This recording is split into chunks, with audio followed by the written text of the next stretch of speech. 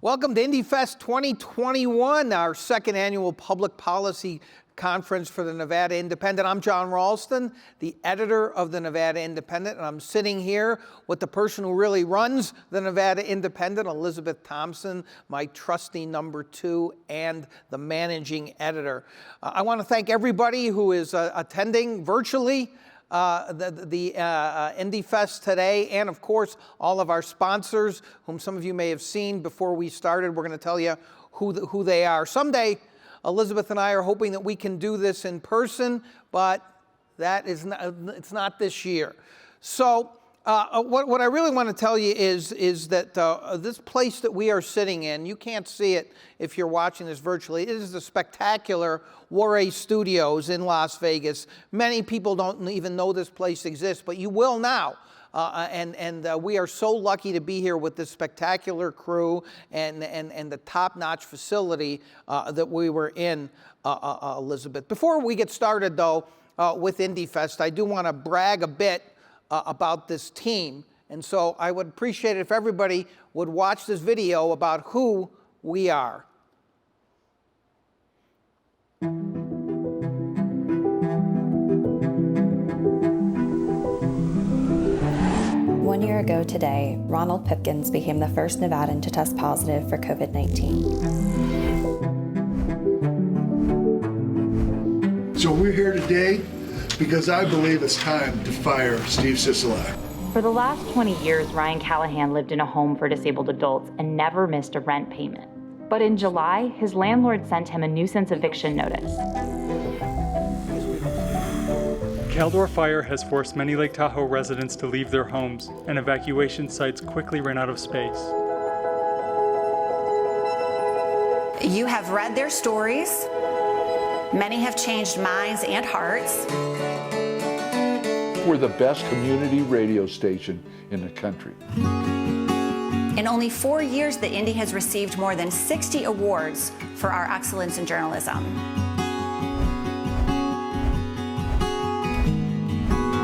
First case. But in-depth journalism doesn't happen by accident.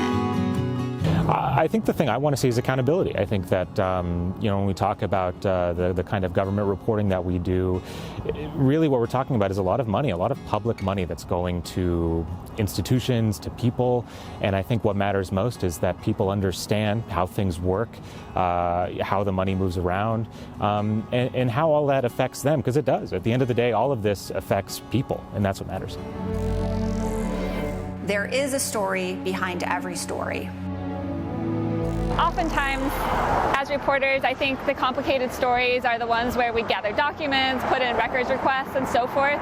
But sometimes I think just as complicated can be earning the trust of various people. And so I recently did a story about two mothers pushed for an anti-racism policy in the Clark County School District. And unfortunately, their sons had been the victims of a racist threat several years ago. And so it was a very heavy topic, important topic, but it definitely took several months to earn their trust and understand what they were going through and how to tell that story. I think one of the most complicated and time-consuming stories I've had to do was a series called The Cannabis Files, and it was essentially combing through thousands of pages of records that were released by the state about who was in the marijuana industry, because that information was previously confidential. And I think it was very illuminating because it revealed for the first time, what does the industry look like? Are there out-of-state and out-of-country influences coming in? What's the demographic makeup, and why are they here, and how are they trying to start an empire out of something that previously was illegal and is now legal? The most complicated story that I've covered, at least recently, was an investigation into the Anaconda copper mine cleanup. And I found that the company responsible for the cleanup, a massive underground water plume that had traveled beneath onion fields and toward the Yerington Paiute tribe, that the state had allowed a company to submit new science suggesting that they were responsible for far less contamination than had previously been documented. And it was complicated because I had to go through an extensive amount of documents and memos and scientific reports. The Nevada Independent, journalism the way it was born to be, battle-born.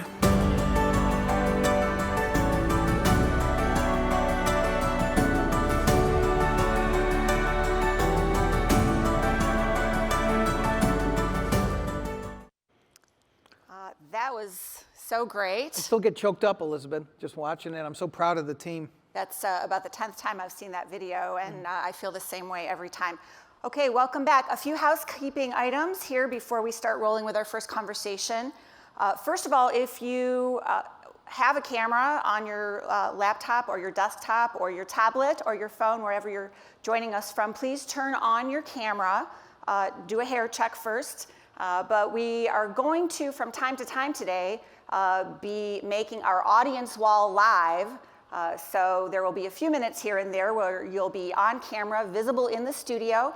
If you don't want to be seen, but you still want to be here in present, you can feel free to use an avatar also. But just make sure that your camera is on so that things look pretty here in the studio when we go ahead and do that. We also want to remind everyone our hashtag for Indyfest 2021 is Indyfest 2021. Please use that on Twitter. Kristen, our audience engagement manager, is going to be keeping an eye on that thread today, and she'll be texting us with your questions throughout the day. If you have some good questions, we will ask them when we have time to in between our conversations about polling and other things. Also, we've got a live chat room. If you haven't already jumped into the chat room, go ahead and do that if that's something you want to participate in. We're going to ask you, as always here at the Indy, to keep it civil, no profanity, no personal attacks. Feel free to be snarky, though, and we love humor. And also post your questions there. From time to time, we're going to take a look at the chat room, which John and I will be able to see live in the studio, thanks Warrior Studios. So we'll keep an eye on that, too. If you're having any technical issues whatsoever, you want to email indyfest@thenvindy.com. We've got Stephanie behind the scenes kind of keeping an eye on things for us today, so she'll help you out with technical issues. And then finally, before we get started, we need to thank our numerous sponsors for Indyfest. We are so grateful to every single individual, family, and company that chose to support Indyfest this year. So here they are. Stephen Klubeck, thank you so much for sponsoring our polling, which it's not cheap to do good polling, as John will attest, so thanks, Stephen, for that. DeCastro Verde Law is sponsoring our live conversation with Nate Silver, which will be happening at the end of the program today. Resorts World Las Vegas came in as a sponsor of our Future of Online Gaming panel, which will happen tomorrow here in the studio. And then here are the rest: the Nevada Realtors, Andre Agassi Foundation, IGT, the Stoldal family, the Reno Sparks Chamber, the Vegas Chamber, the Henderson Chamber, and the Latin Chamber, along with the Economic Development Authority of Western Nevada. Thank you, Mike. Gold Coast Promotions, Las Vegas Field and Focus, and S2 Research, which helped us organize our focus groups. We hope you enjoy that portion of the program today. Joe and Cynthia Asher, Ellis and Yvette Landau, Nevada Rural Housing Authority, the Associated General Contractors, B&P Advertising, and Jim Ferentz at Concili. Thank you all so much for supporting our program today. And with that, I think we're ready to get started. I just want to echo what Elizabeth said. Thank you so much to our sponsors, but thank you even more to the people who are watching today and all of the readers of the Nevada Independent. You are what make this all worthwhile for Elizabeth and myself and our remarkable staff.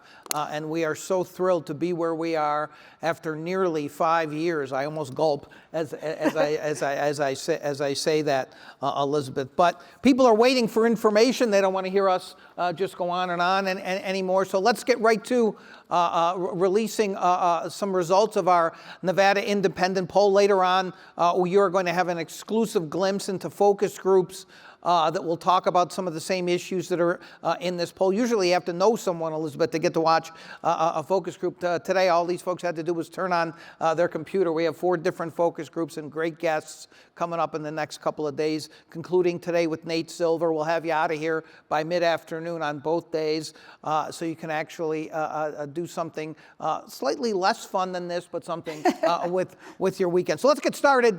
And we're going to start talking about this poll that was done by Mark Mellman, who is one of the best pollsters in the country and knows Nevada better than anybody else. I think he has very few peers when it comes to experience in Nevada. We are going to release some horse race numbers, but not today. Not today, so don't get too excited right this second. But we will have horse race numbers in the governor's race and both the primary and the general election and the U.S. Senate race. We will release those in day 2 of Indyfest. But don't worry, we're starting later tomorrow. You don't have to get up as early on a Sunday. We're starting at 11. But we did this poll, which was taken the 3rd week in September by Mark Mellman, to really try to get a handle on what I think is the most important phenomenon going on now in Nevada politics, and that's the rise of non-major party voters who are now actually a plurality in this state, and how they vote,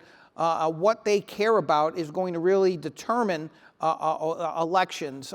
This is not just because people are being put into the independent category, because that's what you default to at the DMV if they register you there and you don't say how you, which party you want to belong to. So who are these people and what are they thinking? Mark Mellman surveyed 400 of them.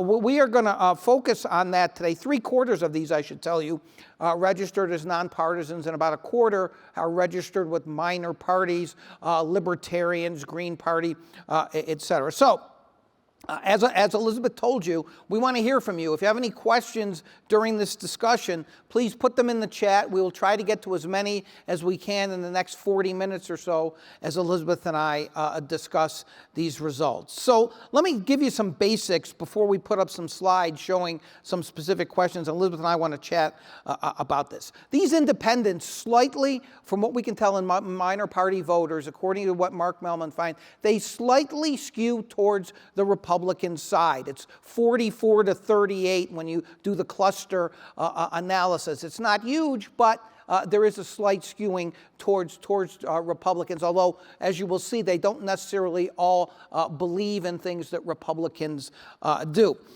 They are not thrilled with Donald Trump. When you mention Donald Trump's name, only 42% like Trump, but Joe Biden doesn't do much better with them. He's at 46%. By very narrow margins, interestingly enough, as I said, they would vote for a Republican over a Democrat. That's 42 to 38. So Elizabeth looked at these two, and I have looked through this poll. So before we get into these specific issues, Elizabeth, these voters, I think, seem pretty negative to me. And let me just quote from Mark Mellman's assessment of them. We'll talk more about that with him tomorrow. He says, they're mostly closet partisans with some conflicted and others disenchanted or disengaged. What was your takeaway? I thought those adjectives that Mark Mellman chose were really interesting. Closet partisans, for one.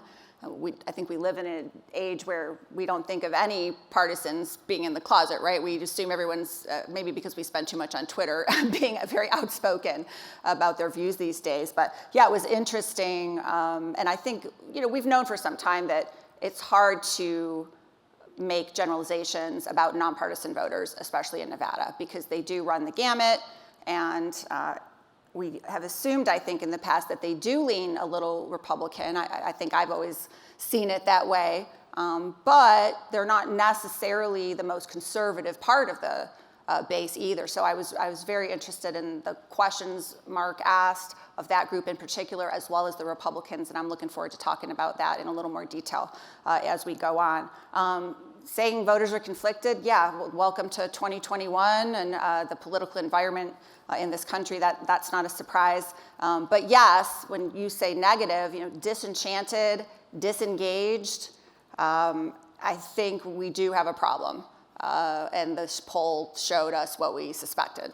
I want to reemphasize, too, something that may seem obvious, Elizabeth, but this poll was taken more than a year out from the 22 election, and so we don't know if people's feelings are going to get better or, heaven forbid, worse in terms of how they feel about the political system. The Democrats are the establishment in Nevada right now. They control most of the offices, the major offices statewide, and they control both houses of the legislature. So it's possible that Democrats are not going to benefit very much at all and may be affected disproportionately by the fact that these nonpartisans appear to be leaning even slightly towards the Republicans. Slightly could mean something in Nevada where a lot of races are close. Yeah. So speaking of Democrats, I'm not sure if the governor is watching this. I'm sure he is because he loves the Indy and follows everything we do. Up until I put up this first slide, perhaps, and I hope it's the first slide. It's the one about the governor's handling of the pandemic, which was asked of all voters. When it comes to responding to the coronavirus pandemic, do you think Governor Sisolak has done an excellent job, a good job, fair or poor job, or do you have an opinion on this? So 38% positive, 59% negative. That is not good. And I should tell you, Elizabeth, there's been controversy in the polling world for a long time about whether you should put fair in the negative part or not. But if you're excited about the job that the governor is doing, you're going to say he's doing an excellent or good job. These voters are not happy with what essentially is the biggest issue in this state, in this country, the governor's handling of the pandemic. Yeah, that's true. And as you said, though, we don't know how these same voters are going to feel a year from now when they're actually getting ready to go to the ballot box. So we know we have a lot of time between now and then. How the pandemic continues to roll out will affect these numbers in some way. The decisions the governor makes in that time period obviously will have an effect on these numbers. But right now, it appears, and I think what's interesting about this 59% negative number is, we can't attribute that 59% completely to Republicans who are partisans who are not going to like Sisolak no matter what he does. That number is too big. So what that means is that there are moderates in there. There are most likely some Democrats and nonpartisans in that number. To get to 59%, you have to acknowledge that you're really dipping in now to all the different voter groups. So yeah, it's a problem. Well, remember, this is just 59% among the nonpartisan voters and the minor party voters. We're going to break down the partisans tomorrow. We'll show you how the Republicans feel about it. And so I apologize for my phone. It's supposed to be off, and I'm going to be severely chastised by everyone in this room for having my alarm go off. And that alarm was not for the governor and his prospects. It was just my alarm going off. Technical issues do happen. So let me talk a little bit about this and make it clear, Elizabeth. This is just the voters who are not aligned with either party who are saying 59% negative. The numbers with Republicans are much worse, as you'll see tomorrow, and the numbers with Democrats are significantly better. But people are suffering. Either they've been sick, they've had family members sick, they've lost family members or friends to the pandemic. So what does that mean? Are they going to feel the same way a year from now? We don't know. But these are obviously key voters, and if indeed the governor's race, and we'll have those numbers tomorrow, is going to be a referendum on how the governor has handled the pandemic, these are worrisome, I would think, for him. Yeah, and I should correct myself. When I was talking about Democrats and Republicans, I was thinking in my head, voters that lean that way, right? So as we indicated in the introduction, there are a lot of so-called nonpartisans, right, registered now. But as we poll them and talk to them, it's clear enough that they do have leanings. They do lean one way or another by party. So I was really referring to that I thought this 59% number was pretty striking because it's likely that cuts across partisanship, at least to some degree. And I hope we're going to, in case there's people who have questions about any of these numbers, I hope that we're going to be able to see the chat at times so we can ask some of those questions, but we're going to move on from the pandemic and the governor's questions to just another question that shows kind of how these folks are thinking, and let me show you that one. There's a question on there for all voters that they answered to, which is who benefits from the economic system, and which statement comes closer to your own views, that it unfairly favors powerful interests or it generally is fair to most Americans. 2/3 of the folks in this cohort, Elizabeth, 2/3 think that it unfairly favors powerful interests. Again, talking about the negativity, the anti-establishment feeling that these folks have. Yeah, and it's been clear enough to me from the political dialogue over the past year or so that this issue also really, cuts across all parties. I think people on the left, the right, and in the middle, and all these nonpartisans, it's just clear to me from the data that we've seen all year, as well as in this new polling, that most people who are paying attention, I think, to politics and policy understand that powerful interests are a huge influence on policymakers up and down the spectrum, from the White House all the way down to local officials. That leads, as we know, to corruption usually, or something approaching corruption. And so getting back to that word you rolled out at the beginning of the conversation, John, negativity or negatives, this is a very high negative. I'll be really interested to see what the messaging from all the candidates is over the next year as they grapple with this sentiment among the electorate.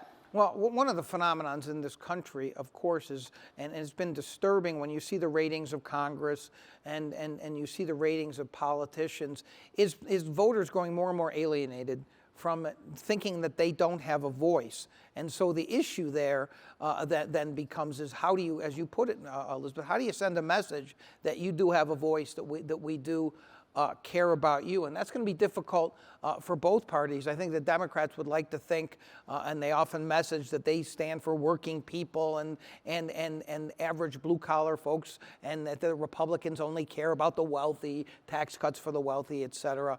But I'm not sure that this is a partisan kind of feeling now. Remember, while Mark Mellman, and we'll talk to him more about this tomorrow, says that a lot of these are closeted partisans, they are registered as independents or with minor parties right now, and they are about 1/3 of the entire vote in this state. Let me say one more thing in the way of, I guess, a plug for the Nevada Independent. One of the things we do that John and I care deeply about is write what we call follow the money stories. Those are stories or briefs, or sometimes a write-up on a campaign ad that tells you, the voter, how much money came to this candidate or this issue and from what source. You can search Follow the Money on our website. If you just search that phrase, dozens of stories will come up from the past couple of years on elected officials, both in Nevada and on a local basis, statewide Nevada, and on a local basis. So please be looking out for those Follow the Money stories, because if you're a person who, like the voters in this poll, is tired of influence by powerful interests, then you're going to want to know who's writing checks to who, and we're going to provide you with that information. Yes, the Indy does not favor powerful interests over most Nevadans, although we are happy to take money from powerful interests and regular Nevadans alike. It does not affect how we do our job. Let's look at more of these results, in which I think Mark Mellman brilliantly tried to capture what these folks feel about a lot of different issues. We asked about systemic racism as well, especially with critical race theory being a big issue that Republicans are trying to use as a sledgehammer on Democrats. There's two choices here. In America, people of color experience systemic racism, or do you believe people of color in America may experience racism by individuals, but society is not systemically racist? Now, you can see that only 43% believe systemic racism exists. It's not a huge difference here, but especially with the margin of error of the poll. But it's clear that there's no overwhelming feeling among these independent minor party voters, Elizabeth, that systemic racism exists, which, by the way, a lot of folks have talked about on both sides, and I would guess this is one of the reasons that Republicans think that they can gain by talking about something like critical race theory and using Black Lives Matter protests, again, to try to hurt Democratic candidates. This is close enough where I'm not sure it's going to be a great issue, but it's certainly not a great issue on the other side either.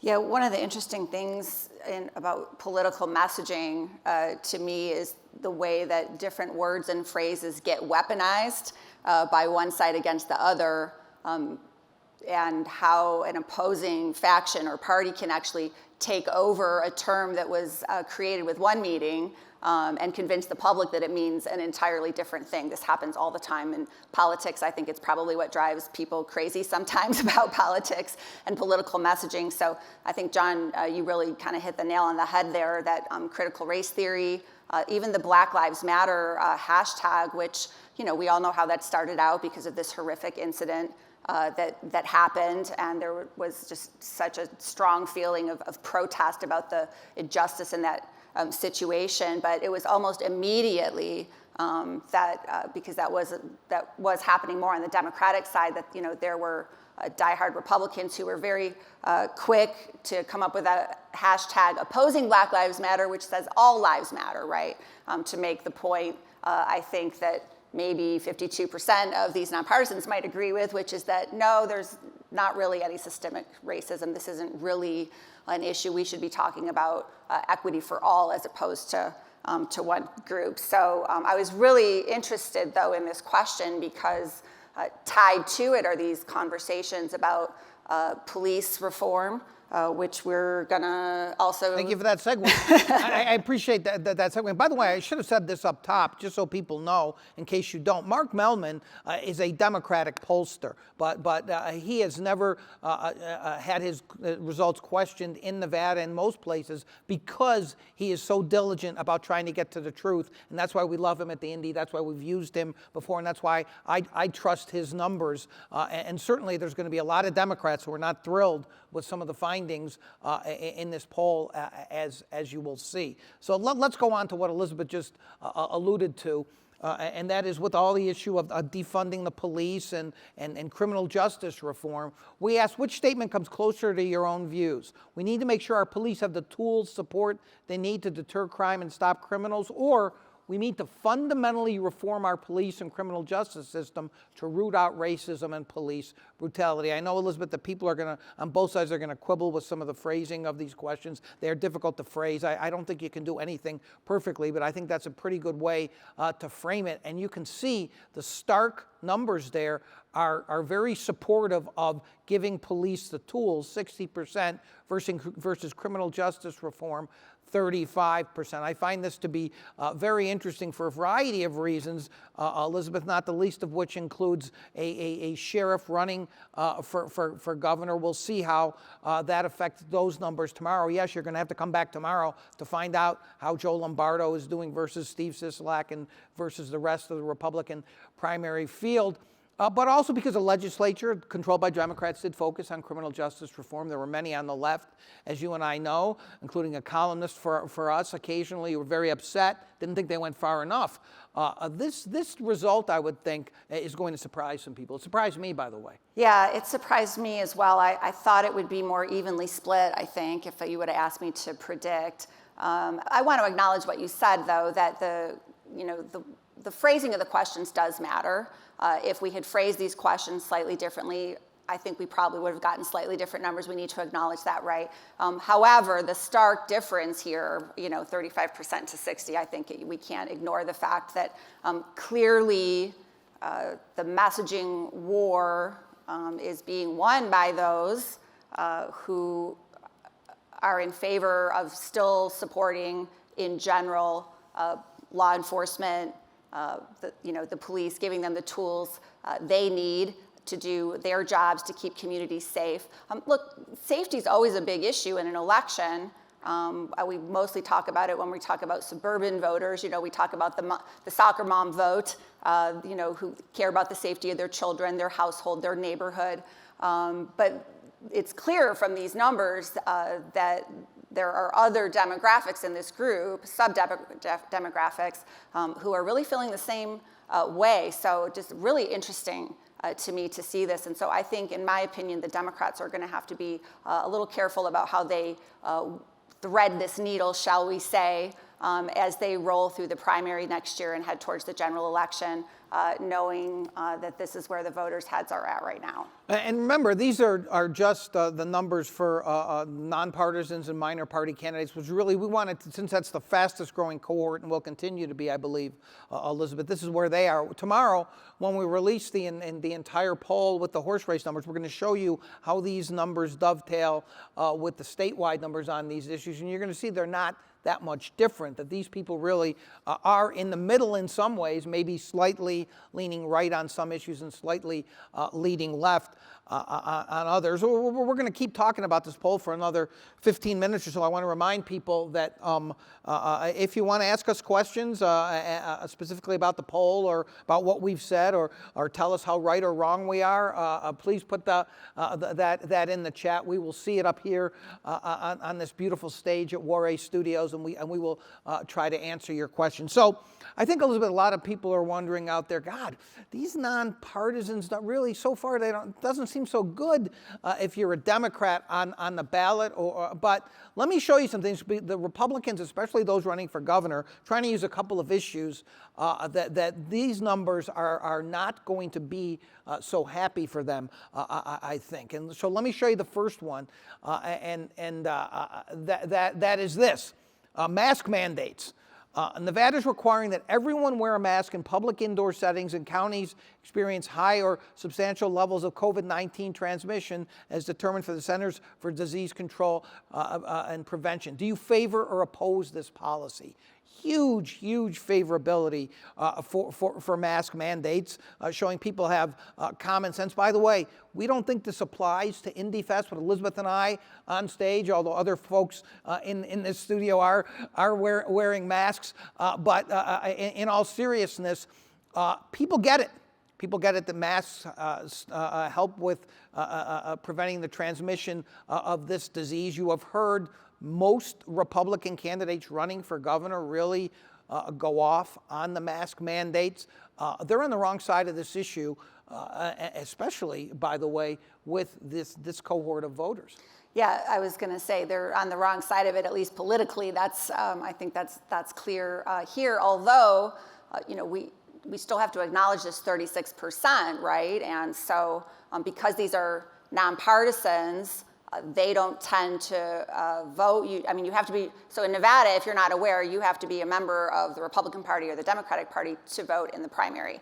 So the point I'm trying to make here is that there's nonpartisan voters, however they may feel or not feel during the primary season about candidate messaging, are not going to be heard so much at the ballot box at that time. But when the general election rolls around, depending on who makes it into those final slots, that's when you're going to see this number probably matter more. And good luck to candidates on both sides figuring out what your messaging is going to be, knowing what I just said. But yes, and this was one of the results I actually was not surprised to see. We've seen polling across the country and in other states, and favorability for mask wearing, it does tend to fall right in the 60s, sometimes as high as even 70%.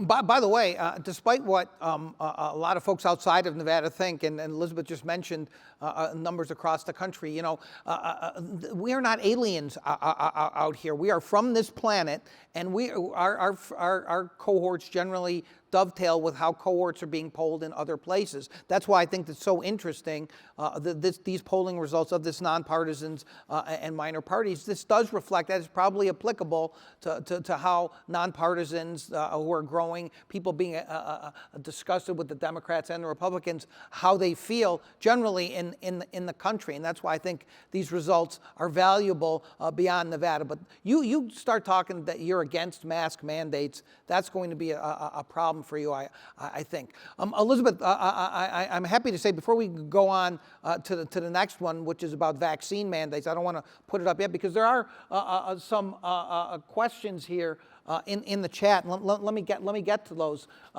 A friend of the site, Andy Block, asks, where people ask whether the governor should have done more or done less. I got to tell you, Andy, polling is very, very expensive, and so we had to limit the number of questions that we had on this poll. We couldn't dive as deeply as we wanted to on some of these issues, but what we did do is we have all of the crosstabs so you can see how various age groups, parties, regions felt and all these things. We are going to post all of those crosstabs. We're in our spirit of transparency always, Elizabeth, we're going to post all those on the site by Monday, I would guess. So look for those. But Andy, it's a great question. I think that if we could have done a deeper dive on that, we would have. But how each of these cohorts, Democrats, Republicans, and nonpartisan third parties feel on these issues does give you a clue.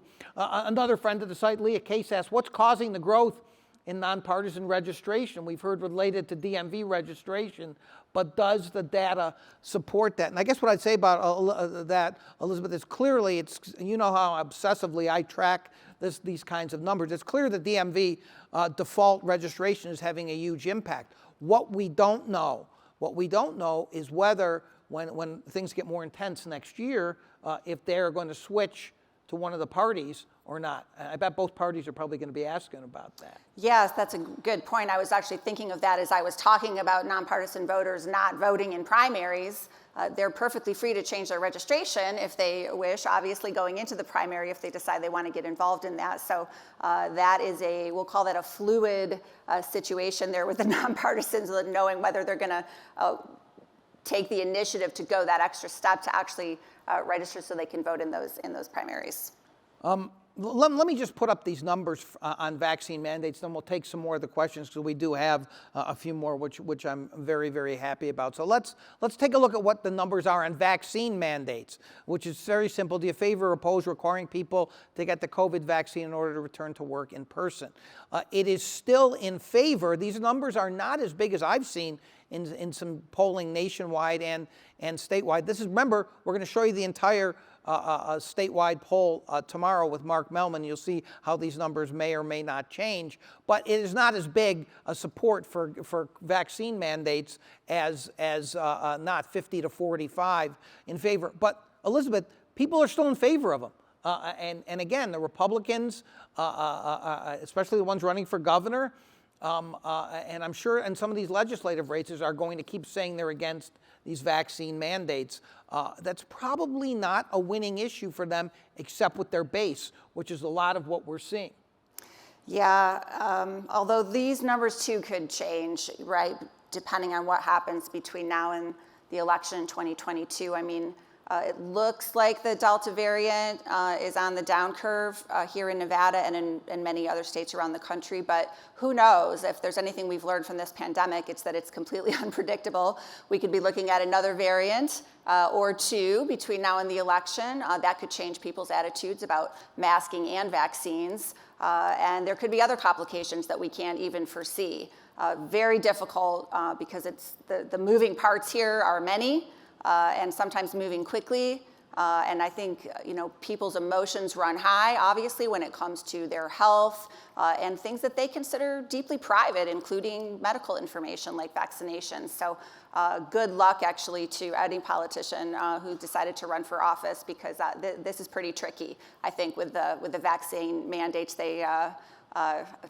I try not to give out consultant-type advice, but be careful how you message this, because you do have a split electorate on this particular issue. Yeah, I just think that the Republicans who are going so far in their rhetoric on vaccine mandates and freedom and all the give me liberty or give me death, essentially, is what they're saying. But it's not a winning issue for them, except with one cohort of voters, and that is base Republican voters. Before I get to some more of the questions, and we have about 5 minutes left, I do want to say it's very, very difficult to get a handle completely on how these nonpartisan third-party voters are. You can't classify them except as, I think, fairly negative, as Mark Mellman said, disenchanted with the current. But look how they are. I want to we don't have slides on this, but I want to tell people. We asked the entire electorate in Nevada, including this group, of course, do you think that Roe versus Wade should be overturned? In this group, it was overwhelming. And by the way, you'll see in the statewide numbers, it's overwhelming too. 60% are against overturning Roe versus Wade. We also asked whether Joe Biden was fairly or fraudulently elected. You still see almost a third of the voters saying yes, and you know who most of those are. We'll see that tomorrow, but 57% say yes. So on a socialist, with abortion back in the news, with the Texas law, and Dean Heller saying he would like to see a Texas law here, with the record of Nevada being pro-choice, the numbers are pretty solid for the last 30 years, Elizabeth. Yeah, they are. I'm glad we were able to fit those in at the end here for you. Again, I want to reiterate that we'll be posting all of these poll numbers with all of the crosstabs, margin of error, sample size, all of that. We're going to be publishing some stories on the website between tomorrow and Monday, so just be on the lookout for those. Where our audience engagement manager is also going to be tweeting out some graphics with some of these same numbers. So if you're on Twitter, go ahead and feel free to retweet those with your comments. We are running out of time here for this first segment, so what I want to say to those of you in the chat room who dropped a question for us on these questions, sit tight. John's going to scan your questions during this break that's coming up here any second, and he may work some of your questions into his focus group conversation, and we hope you'll stay with us today for all 4 focus groups. We're going to end this, and I know our producers will kill us if we don't, but I just want, even though it says statewide opinion on that, what our own Michelle Rendells was pointing out, people may be confused, is that this is statewide opinion, but it's statewide, nonpartisan, third parties. By the way, there was a question about open primaries from our dear friend Abby Whitaker and Martha Gardel, who's been a big supporter about whether the polarization could candidates be unacceptable to the middle voters at the risk of losing Abby Whitaker's support and friendship. I will say I hope open primaries do not happen. I've argued with State Senator Ben Kekeffer and many about this issue. That's not the solution. Parties should choose their own nominees. I understand the argument, but don't turn off your computers. it's a debate worth having, and we will follow it. And I do think Martha's right that the candidates do face that danger. Anyhow, we've given you a taste of this poll. You now know a lot more than you did before you sat in front of your computer with your cup of coffee or other beverage of choice this morning about how this nonpartisan cohort feels. We're going to learn more about where this state is at with Mark Mellman tomorrow, and you're going to learn a lot more from average folks who have agreed to be in focus groups. The first of 4 is going to start in a few minutes, so stick around.